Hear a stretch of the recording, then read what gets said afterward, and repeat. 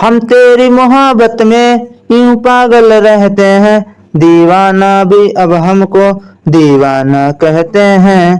तुम मेरी किताबों का पहला नटकला से स्पष्ट के मैं पन्ना है वह जिसको कल खोलूं मैं कभी तो खा, मैं खोलूं तो उसको, जाऊं तो मैं खो जाऊं, तेरे ही तो बात करूं।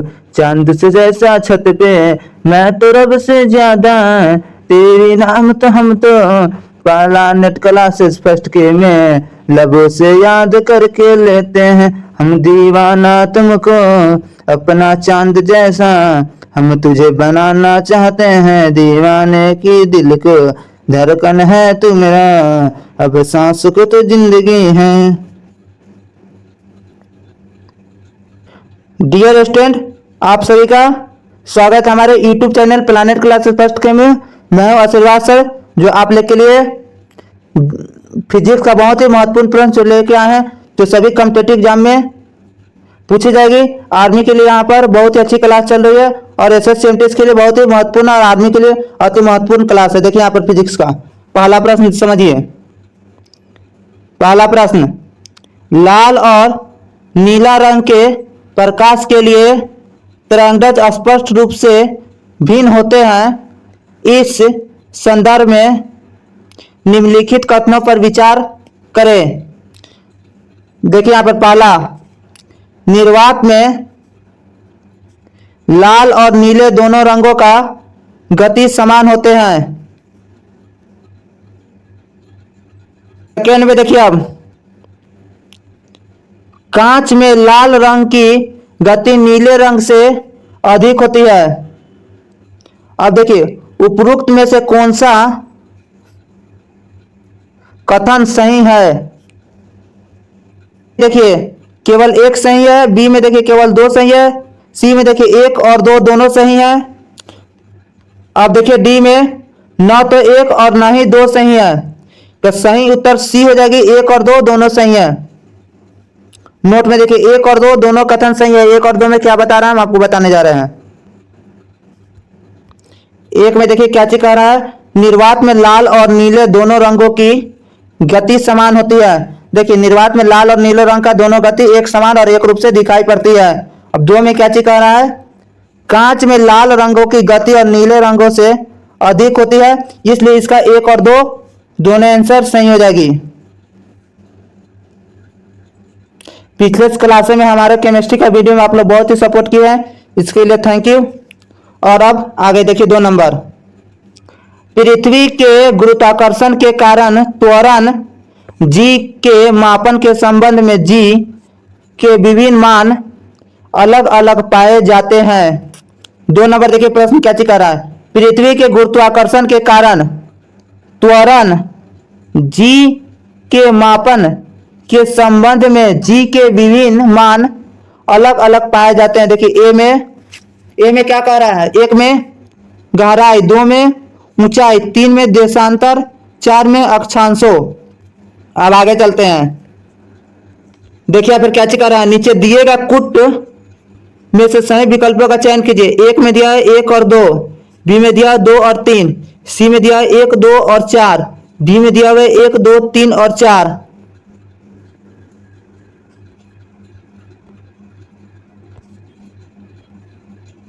देखिए यहां पर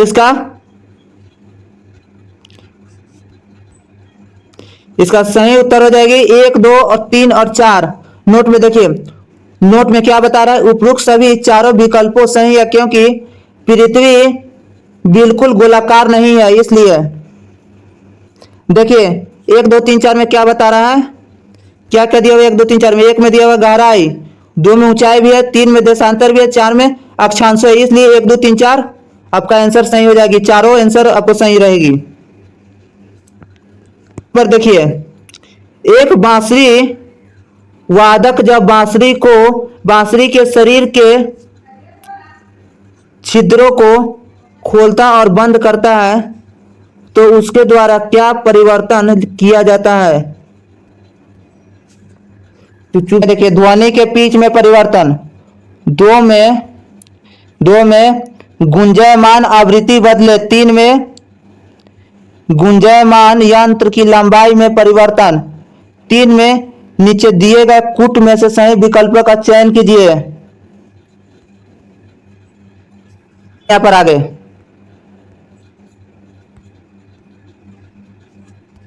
ए में केवल 1 और 2, बी में केवल 2 और 3, सी में केवल 1 और 2, 1 और 3, डी में 1, 2 और 3।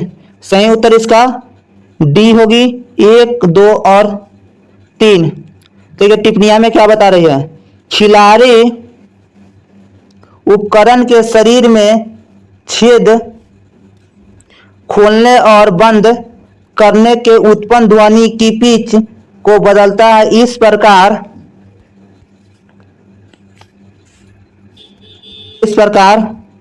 गुंजायमान यंत्र की प्रभावी लंबाई और उसके अनुरूप गुंजायमान आवृत्ति को बदलता है और पिच को हवा के दबाव में बदलाव के माध्यम से भी बदला जा सकता है, ताकि बांसुरी में हवा बिना किसी छेद को खोले या बंद किए मौलिक आवृत्ति को अलावा एक हार्मोनिक पर प्रतिध्वनि हो सकते हैं। अब आगे चलिए क्या बता रहा है, डी का कौन कौन आंसर है देखिए यहाँ पर।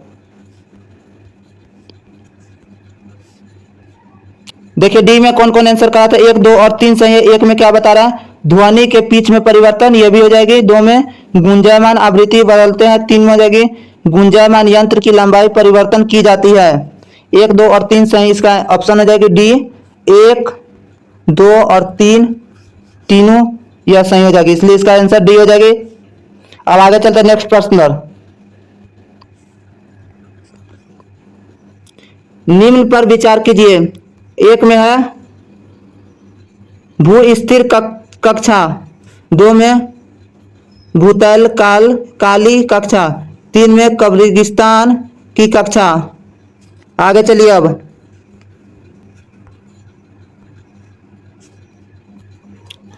पृथ्वी में बढ़ती दूरी के संदर्भ में निम्नलिखित में कौन सा उपरोक्त का सही क्रम है? ए में 1, 2, 3, बी में 2, 1, 3, सी में 3, 2, 1, डी में 2, 3, 1। देखिए ये ऑप्शन हो गए।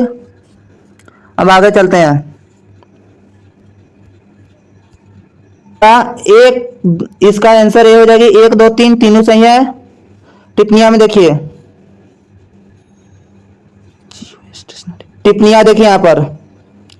जियो स्टेशनरी 35,786 किलोमीटर है। जियो सिक्रोनस 42,000 किलोमीटर है। आगे देखिए कब्रिस्तान की कक्षा इन दोनों से परे है।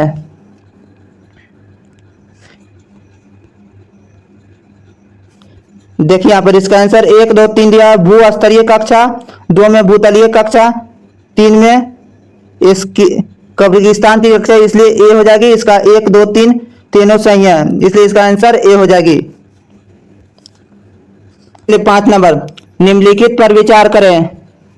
1 में सिलेंडर, 2 में स्पार्क प्लग, 3 में स्प्रे पिस्टन, 3 में पिस्टन। उपरोक्त में से कौन सा डीजल इंजन में उपयोग किया जाता है? ए में देखिए केवल 1 और 2। अब देखिए आगे, बी में केवल 2 और 3, सी में केवल 1 और 3, डी में 1, 2 और 3। सही इसका सी हो जाएगी, केवल 1 और 3 हो जाएगी। इसका आंसर 1 और 3 हो जाएगी। देखिए यहाँ पर 1 और 3 में क्या दिया हुआ है, इसका आंसर 1 और 3 होगी। सिलेंडर हो जाएगी और पिस्टन हो जाएगी। इसका उपयोग किया था इसलिए 1 और 3 हो जाएगी इसका, इसलिए ऑप्शन नंबर इसका सी होगी। नोट में देखिए क्या बताया जा रहा है।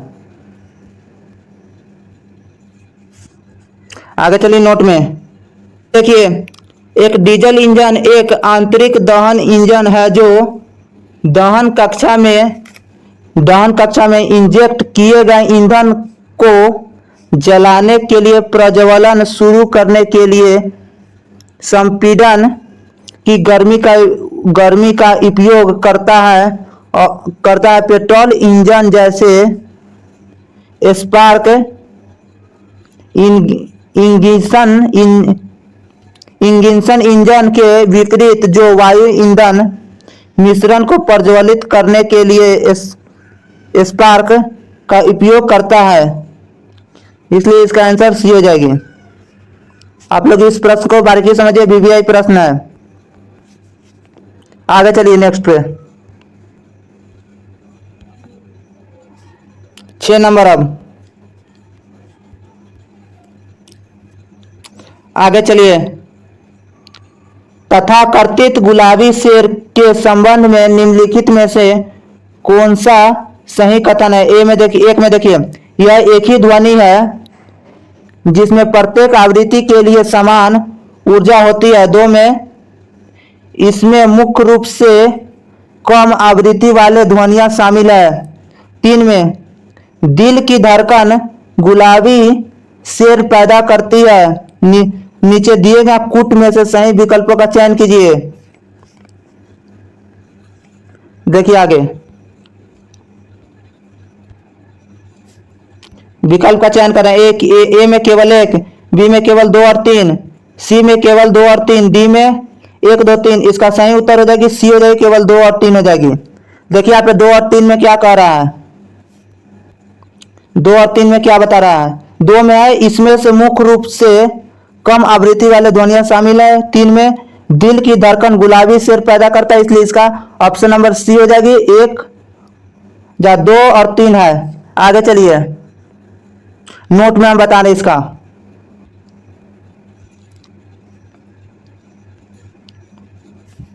नोट में गुलाबी शेर, जिसे 1/f शेर के रूप में भी जाना जाता है, एक ऐसी ध्वनि है जिसकी सभी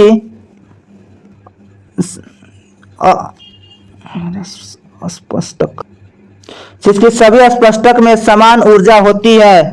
इसमें मुख्य रूप से कभी आवृत्ति वाले ध्वनियां होती है और व्यवहारिक बाधाओं के कारण गुलाबी शेर केवल कुछ निश्चित आवृत्तियों पर उत्पन्न हो सकती है और स्वाभाविक रूप से होती है।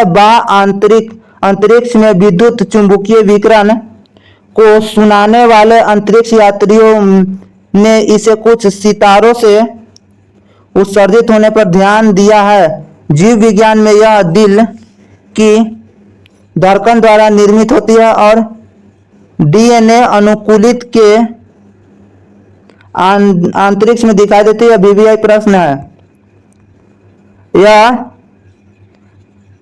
पिछले साल आर्मी एग्जाम में पूछी गई प्रश्न है। फीलिंग अराउंड इंडियन आर्मी, जंग के मैदान में तो बाजी मार ला। इस बार हम एग्जाम में हम बाजी मार लेंगे और जंग के मैदान में बाजी मार लेंगे।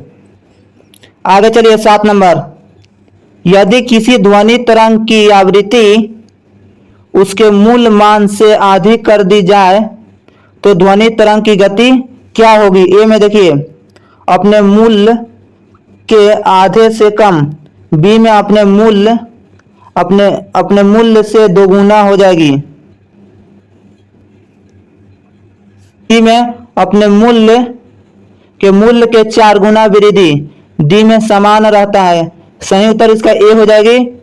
क्या है ए में? अपने मूल्य के आधे से कम होगी। अब नोट में बता रहे हैं यहाँ पे ए आंसर इसकी होगी।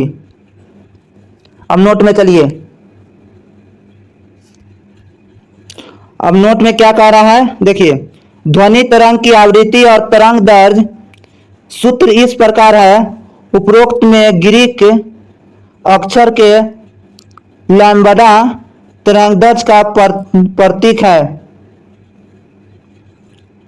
यह एसएससी कांस्टेबल एग्जाम में, एसएससी जीडी का एग्जाम में यह प्रश्न पूछी गई थी।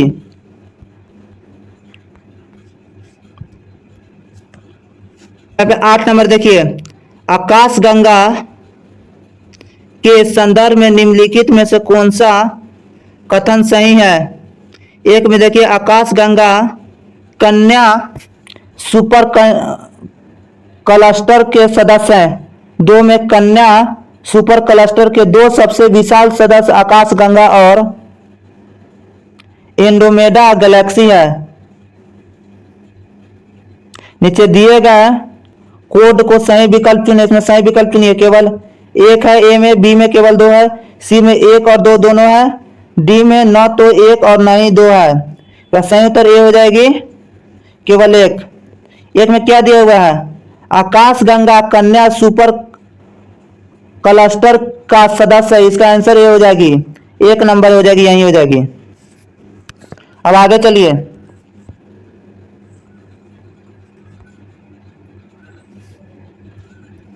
तारा टिप्पणियां में, एक आकाश गंगा आकाश में बड़ी संख्या में तारे का एक समूह है जो आमतौर पर हमारे आकाश गंगा जैसे विकास के उत्पन्न के समान है। एक आकाश गंगा में अरबों तारे हो सकते हैं। आकाश गंगा का एक समूह जिसे 10 या उससे अधिक आकाश गंगाएं हो सकती है।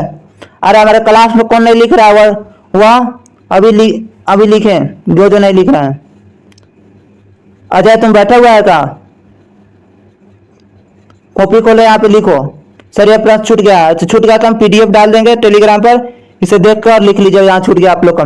आगे लिखिए, स्थानीय समूह कहलाते हैं। आकाश गंगाओं के समूह को सुपर गैलेक्सी या सुपर क्लस्टर के रूप में जाना जाता है। इसमें 50 या 1000 आकाश गंगाएं भी हो सकती है। आकाश गंगा कन्या सुपर क्लस्टर का सदस्य है। हालांकि इसमें पहला यह छोटे स्थानीय समूह का हिस्सा है। स्थानीय समूह आकाश गंगाओं का समूह है जिसमें पृथ्वी की आकाश गंगा शामिल है। समूह में से अधिक आकाश गंगा है, बौनी आकाश गंगा शामिल है जिसका गुरुत्वाकर्षण केंद्र वे एडमोडा गैलेक्सी के बीच स्थित है।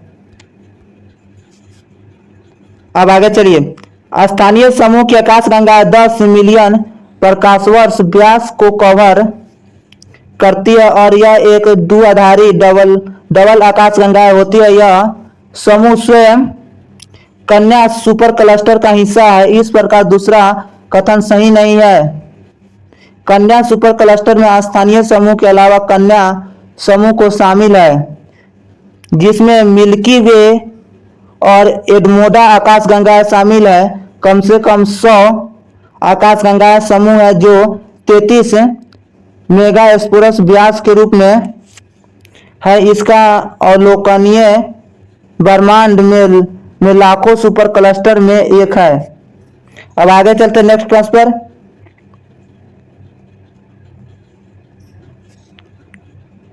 अब आगे चलिए 9 नंबर में, गुरुत्वाकर्षण बलों के गुण के बारे में निम्नलिखित में से कौन सा कथन सही है। ए में देखिए, वे प्राकृतिक में सबसे मजबूत बल है। बी में वह व्युत्क्रम वर्ग कानून का पालन करते हैं। सी में देखिए ए और बी दोनों है। डी में कोई नहीं। इसका आंसर बी हो जाएगी, वे व्युत्क्रम वर्ग को नियम का पालन करते हैं। अब नोट में चलते आगे, यहाँ पे देखिए, गुरुत्वाकर्षण बल का प्राकृतिक में सबसे कमजोर बल है। वे व्युत्क्रम वर्ग का नियम का पालन करते हैं क्योंकि वे दो निकायों के बीच की दूरी वर्ग के रूप में व्युत्क्रमानुपाती होती है। वे केंद्रीय बल और रूढ़िवादी ताकते हैं। वे अनंत रेंज वाली बहुत लंबी दूरी पर काम करते हैं। अब 10 नंबर चलिए, वेग समय ग्राफ पर दो बिंदुओं को मिलाने वाली एक सीधी रेखा के ढलान द्वारा क्या दर्शाया जाता है। ए में औसत वेग, बी में तत्कालीन त्वरण, सी में औसत त्वरण, डी में उपरोक्त में से कोई नहीं। सी हो जाएगी उपरोक्त औसत त्वरण। नोट में आगे चलते हैं। नोट में देखिए, यहाँ पर वेग समय ग्राफ पर दो बिंदुओं को मिलाने वाली एक सीधी रेखा का ढलान इन दो बिंदुओं को बीच औसत त्वरण देता है। ढलान के संकेत के आधार पर औसत त्वरण सकारात्मक या नकारात्मक हो सकते हैं, इसलिए इसका आंसर बी हो जाएगी। थैंक यू आप लोग के लिए, हमारे साथ सपोर्ट करने के लिए। आप हमारे चैनल पर लगातार बने रहिए। और भी वीडियो देखने के लिए हमारे चैनल के डिस्क्रिप्शन बॉक्स में जाकर प्ले लिस्ट में दिया गया है हर एक पार्ट का वीडियो, आप वहां पे जाके देख सकते हैं। आर्मी एग्जाम के लिए आप लोग के लिए बहुत ही महत्वपूर्ण प्रश्न है जो हम बता रहे हैं, इसलिए best of luck for your exam. पढ़ लेंगे ना, उसके एग्जाम में 10 में से 5 प्रश्न जरूर आपके एग्जाम के पेपर में छपे हुए नजर आएंगे।